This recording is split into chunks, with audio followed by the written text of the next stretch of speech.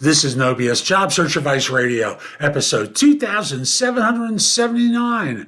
I'm your host, Jeff Phillip, and the Big Game Hunter, and welcome. Today's show is one where I answer a question from someone. Is it okay to remove an employer from my resume? Hope you find this answer helpful. Please give the show a great review wherever you listen to it or watch it. Share it, please. It does help other people, and if you're on LinkedIn, that's the place to share it in particular, because Lord knows there's so many people who've lost their jobs. They need help. They need to hear about this show. And I'll be back in just one moment. Is it acceptable to remove an employer from my resume? Now, the scenario is this person had their own business until January of 2020, when they went to work at a larger company to get access to additional licenses. Now they're thinking about making a job change, and they want to remove that large employer from their resume and extend their own business to cover that time. So what they're trying to do is bury that company. Is that acceptable?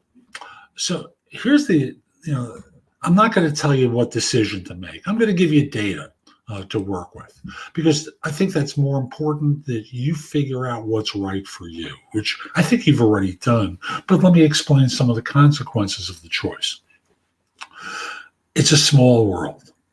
If people tend to change the jobs from this firm with regularity, you may run into them again in another place and discover that they know where you've been. And when the resume doesn't include that employer, they're going to go, there's a job missing on the resume. It's going to come back and haunt you. On the other hand, I don't know where you live, so I don't know what the statistical probability of that occurring is. If you live in a major city, well, I know that the world is a lot smaller in certain industries than people think. I lived in New York for many, many years, and it was astonishing to me how everyone in technology knew one another, even though there were hundreds of thousands of people working in tech at that time. Yet it seemed like the universe was pretty small. And if the tech people didn't know one another, the HR people and the third-party recruiters all knew the backstories. And now it's even easier, because with applicant tracking systems and with LinkedIn, sometimes they can see where you've really been and then laugh. Because if you've sent your resume to a firm and they have the old information that it ended at a certain date, and now they see another year on top of it, they basically go, huh? How does this work? So again, you've got to make a choice for what's right for you and act from that place. And in doing so, understand that, there may be times where you're going to bump up on former colleagues. Not just in this job search, but in subsequent job searches for many years to come. Again, I don't know what the right thing is to do for you is, but it's something to consider in making the choice.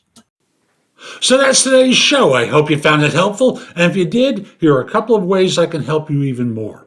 First of all, connect with me on LinkedIn at linkedin.com/IN/The Big Game Hunter. Mention that you listen to or watch the show. I like knowing I'm helping some people. Also, join me at jobsearch.community. Now, whether you become an insider or not, there's a lot of stuff on the homepage to help you. Books, guides, video courses, videos, some good stuff to help you. And if you become an insider, you get access to all my video courses, books, and guides, and you can ask me questions, and I log in daily to respond to everyone. If you become an Insider Plus member, all the same stuff I've mentioned to you before, plus you can get me on a Zoom call to answer your questions more immediately. And if you're interested in one-on-one or group coaching, become an Insider Premium member. There's a lot there that we'll work on to help you land your next job. And you get all the other content as well. Hope you have a terrific day, and most importantly, be great.